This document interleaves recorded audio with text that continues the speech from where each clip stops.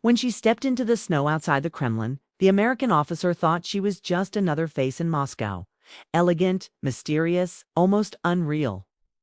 He didn't know she had already read their mission file, or that Stalin had ordered men to watch her every move. By sunrise, she would force the United States and the Soviet Union into a game neither side was prepared to play. The snow over Moscow looked almost silver the night she arrived at the Kremlin. Not many people noticed her. That was her talent. A slim silhouette in a dark wool coat, gloved hands tucked behind her back, chin slightly raised. As if she'd walked through these gates her entire life. But the guards knew better. This was no ordinary visitor. Her name, at least the one she used tonight, was Alina Morozova, the woman whose presence had unsettled Soviet generals, American diplomats, and even the men inside Stalin's own circle. No one ever really knew which side she was on. Some said she worked for the NKVD. Some insisted she was secretly assisting the Americans. And a few, the terrified few, believed she was serving no country at all, only herself. Inside the dimly lit Kremlin corridor, her boots echoed with a rhythm too calm for wartime. A soft strand of hair slipped loose from her beret, brushing her cheek. She didn't fix it. She didn't need to. Alina understood silence better than most men understood strategy. Tonight, an American delegation had arrived. Their mission: negotiate the next stage of cooperation between the Red Army and U.S. Command. Their fear, Stalin's mood, had shifted. Again.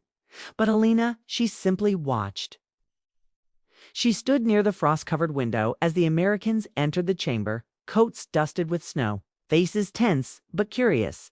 One of them, a young intelligence officer named Daniel Reeves, froze when he saw her.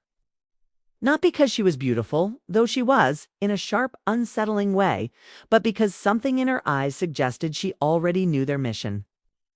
And perhaps the secrets they hoped to hide. Daniel whispered to his colleague, "Who is she?" The colleague shook his head. "No one you want to know." But Daniel couldn't look away. Alina noticed his stare, and for a brief second, she allowed the corner of her mouth to lift a subtle smile, the kind that made men question their own thoughts. Then she turned and walked deeper into the shadows of the hall. Stalin entered moments later, expression unreadable. His generals lined the table like statues carved from ice. But Daniel's gaze kept drifting to the doorway Alina had disappeared through. Because the Americans didn't know this yet. No foreign diplomat had ever spoken to Stalin without Alina knowing every word in advance. She listened from behind the wall, heartbeat steady, breath slow, hands clasped. Her presence was almost spectral, a dark silhouette against the candlelight behind her. When Stalin spoke, the room stiffened. "The Americans want trust," he growled quietly. "But trust is earned." Daniel felt a chill travel up his spine. He couldn't shake the memory of Elena's eyes. Meanwhile, in the shadows, she took out a small metal case from her coat. Inside was a thin strip of coded information, something the Americans would have never expected a Soviet woman to possess. It wasn't for Stalin. It wasn't for the NKVD. It was for someone else entirely. As the meeting dragged on, tensions rose. Accusations wrapped in diplomatic language filled the air. The fate of entire cities, American, Soviet, German, hung on every sentence. But the real story tonight wasn't happening at the table. It was happening in the walls behind it. In the soft footsteps of a woman whose loyalty no one truly understood. When the session ended, Daniel stepped outside into the cold night air. The snow had stopped. Moscow was quiet. Then he felt a presence beside him. He turned, and there she was. The dim lantern light revealed her face more clearly now, calm, alert eyes studying him like he was a puzzle she had already solved. "You shouldn't stare at strangers," she said softly, her accent almost hypnotic. Daniel swallowed. I wasn't staring." A ghost of a smile flickered across her lips. "Lies already," she whispered. "And we haven't even met." Before he could respond, she pressed something into his hand, cold, metallic. The coated strip from her case. His breath caught. "Why are you giving me this?" he asked. Alina stepped closer, her voice barely above the wind. Because tonight, she murmured, the truth is safer with you than with them. Then she vanished into the snowstorm like a shadow returning to its home. Daniel opened his palm. The strip glimmered. He didn't know it yet, but what she had given him would alter the American-Soviet alliance and put both of them on a path that neither would escape. Behind him, the Kremlin lights flickered. Inside, Stalin asked a simple question to his guards. Where is the girl? But by then, Elena was already gone. And the night was only just beginning to show its secrets. Daniel didn't sleep. The coated strip Elena had slipped into his hand felt heavier than any weapon he had carried in Europe. He kept staring at it under the dim lamp in his Moscow room, turning it between his fingers like it might bite. Why give it to him? Why risk everything to speak to an American officer? Every scenario he imagined ended with the same chilling thought. She didn't do it to help him. She did it because it served her. The next morning, the Americans were escorted back to the Kremlin. Soviet guards watched them with eyes like stone. But Daniel wasn't looking at the guards. He was looking for her. He found her near the central staircase, speaking to an NKVD colonel. Her voice was low, calm, almost warm, but her eyes were sharp, analyzing every movement in the room. When she noticed Daniel watching, she tilted her head slightly, as if amused. Then she excused herself from the colonel and walked away. Not toward Daniel, but toward a restricted wing of the Kremlin that even generals avoided. He followed. He shouldn't have. But curiosity had already become something far stronger. As he turned the corner, he found her waiting for him in the long, narrow hall, leaning against the wall, arms crossed, a faint smile playing on her lips. "You're not very good at pretending," she whispered. Daniel tried to steady his voice. "Why me? Why give me the code?" She stepped closer, boots silent on the marble floor. "Because," she said softly, "you're the only one in your group who still believes in the possibility of truth." Her perfume was subtle, a cold floral scent, like winter roses crushed under snow. He felt his pulse rise, and she noticed. Of course she did. Okay? She brushed a strand of hair behind her ear, exposing the curve of her neck for just a second, a gesture so simple, yet it cracked through his discipline like artillery fire. Then her tone shifted, becoming colder. "That strip you hold. It's not a message." Her eyes darkened. "It's a warning." Before he could respond, footsteps echoed behind them. She grabbed his hand surprisingly strong and pulled him through a side door. They slipped into a dim archive room, packed with dusty files and half-broken cabinets. Elena leaned close, her breath brushing his cheek. "Listen carefully," she whispered. "Everything the Americans were told about the Soviet alliance, everything you think Stalin wants, is about to change."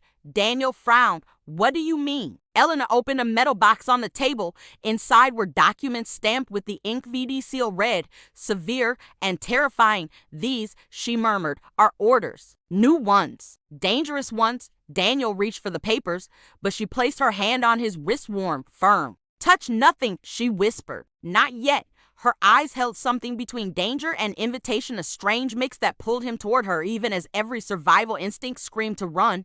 Then she spoke a sentence that froze him completely. "Stalin believes the Americans are hiding something from him. And he's right." Daniel's breath caught. "What is he expecting us to hide?" Elena's lips parted slightly, her voice almost too soft to hear.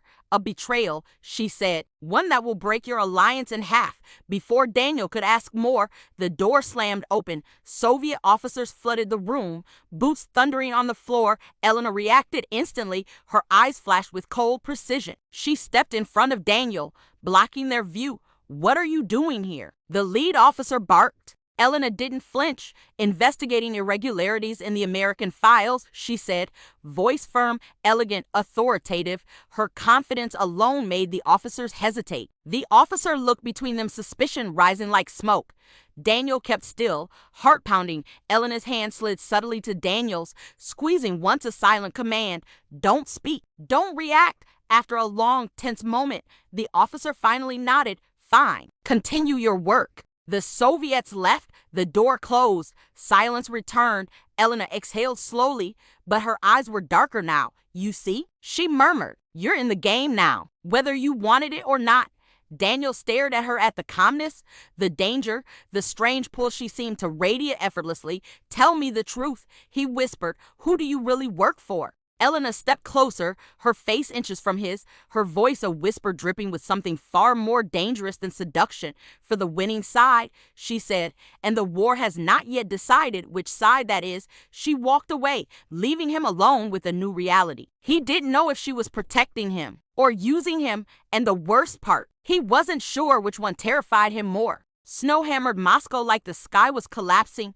Daniel ran through the courtyard, boots slipping on ice, breath burning his lungs. He didn't care. Elena had disappeared in with her. The coded strip that could trigger the collapse of the entire American-Soviet alliance. He found her near the old Kremlin watchtower, a dark silhouette against the swirling snow. Her coat whipped violently in the wind, hair half loose, eyes glowing like shards of amber in the storm. Elena stopped. She didn't turn. For the first time since he met her, she looked uncertain, as if the war inside her had reached its final brutal moment. Daniel stepped closer. "I know you're running from someone, but you don't have to run from me." Slowly, she faced him, the wind tore between them, pushing her hair across her face. She didn't brush it away. "Daniel," her voice cracked faintly, almost invisible beneath the storm. "You weren't supposed to be part of this, and yet I am," he said, "because of you." Her eyes softened just enough for him to see the woman beneath the armor, but it lasted only a second because footsteps echoed behind them, heavy, certain, inevitable. NKVD officers swarmed the courtyard, rifles raised. Daniel instinctively stepped in front of her. "Elena, run." "No," she said quietly. "They're here for both of us now." The lead NKVD officer approached with a cold smile. "Elena Morozova, you have intelligence meant for foreign hands. You will come with us." Daniel tightened his jaw. "What intelligence?" "I have nothing," the officer smirked. "Your loyalty is touching American. Misguided, but touching." Two soldiers grabbed Daniel. Elena didn't move. She just watched him, not with fear, but with a slow, heartbreaking realization. The officer held out his hand. "The code." Now, Elena looked at Daniel. Then slowly she reached into her coat and pulled out two coded strips. Not one. Daniel's heart dropped. Two. She had never told him about the second. "Elena, what is this?" Her lashes fluttered against the snow. "Something I should have destroyed long ago." She handed both strips to the officer, but as soon as he reached, she twisted her wrist, dropping the codes into the snow. The wind swallowed them instantly. The officer lunged. Too late. The storm devoured the papers like a mouth closing on a secret that no nation would ever recover. Chaos erupted, soldiers grabbing her arms, shouting, slipping on ice. Daniel broke free, slamming into one guard, then another, fighting without thinking. "Elena," they pulled her away. "You don't understand, Daniel," she shouted, struggling against them. "If Stalin got those codes, the Americans would be blamed. If the Americans got them, Stalin would believe you were plotting against him." Her voice was raw, real, stripped of the calm mask she always wore. "I destroyed them," she cried, because both sides were already preparing for betrayal. The officers dragged her toward the iron gate. Daniel tried to reach her. One soldier struck him hard across the face. He fell to the ground, snow mixing with blood. Through blurry vision, he saw Elena twisting in the guard's grip. For the first time, not in control, not composed, but burning with a desperate, dangerous courage. The officer grabbed her chin roughly. "You just erased Stalin's leverage. He will not forgive this." Elena stared back with fire in her eyes. "I don't need his forgiveness," she hissed. "I never worked for him." The officer's face drained of color. "If not Stalin, then who?" Their shock lasted 1 second too long. Elena broke free, sprinting back toward Daniel. Shots rang out. Snow exploded around her boots. She dropped beside him, breathing hard, hands trembling as she cupped his face. "Daniel, listen." Blood ran from his lip. He could barely focus. "Who? Who are you really?" he whispered. Her answer was a breath against his ear, a woman trying to stop two empires from destroying each other. His vision dimmed. Elena gripped his coat, shaking him. "Daniel, if they take me, don't follow. Don't look for me. You'll die." Soldiers tore her away again, dragging her backwards through the snow. Her eyes stayed locked on his, and for the first time since he met her, her mask broke. There was fear there, and something else, something that felt dangerously like regret. "Elena," he shouted hoarsely. Her voice cracked as the gate slammed shut between them. "Daniel, remember this. The war is ending, but the real game is only beginning. The soldiers shoved her into the truck. The engine roared. Snow buried the tracks behind it as it vanished into the blizzard.